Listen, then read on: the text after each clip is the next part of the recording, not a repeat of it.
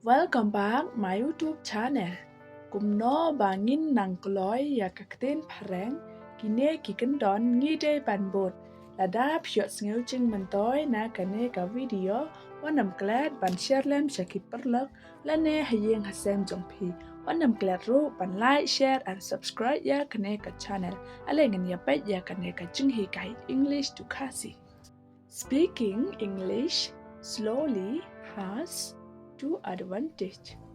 Kasi pankeren pareng suki kadon artli kijing mot. It give you more time to think of what to say. Kasi ka ai yapi shibon kapor ban perkat ya ka ai ka ba pin ong. It makes your speech clear so the other person can understand. Kasi kapan lang yaka jingkren jong pi ban long kabashai. Knang ba buway kin snel tu. Where did you learn this thing? Kasi shano pinang ya kine ki. I learned with the help of my friend. Kasi nga nang da kajing yarap jong u parlok jonga. I didn't hear clearly.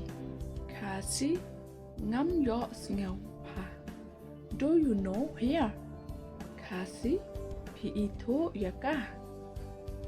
No, I don't know here. Kasi em ngam itu yaka. How is your processness? Kasi kumno kakam kajam jongpi. Not very good. Kasi kam dabyang ba. What did you say? Kasi ka ay piang. I didn't say anything. Kasi nga klem ong ay. What is the date today? Kasi katno tarik menta kasngi. When will they come?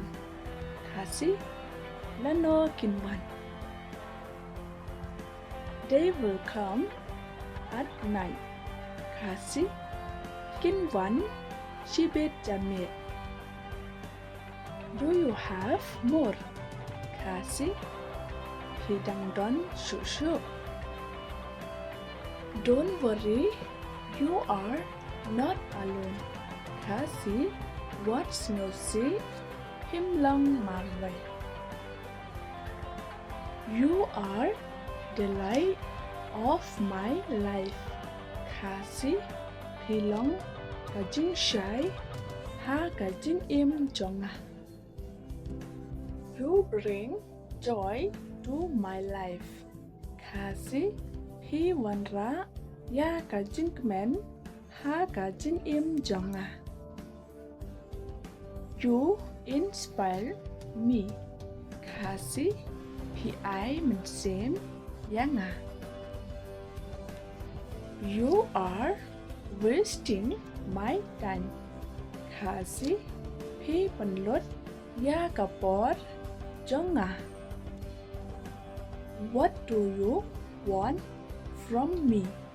Kasi kaay pikwa nanga.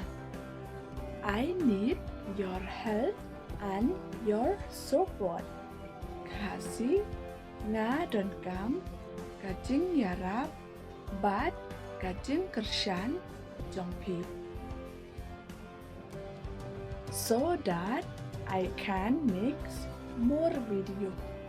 Kasi nang ba ngan penmi shu shibon teli ki video. We need to support each other. Kasi ni dan kam ban kershan iway ya iway. Don't forget like, share and subscribe. Bye. See you in the next video.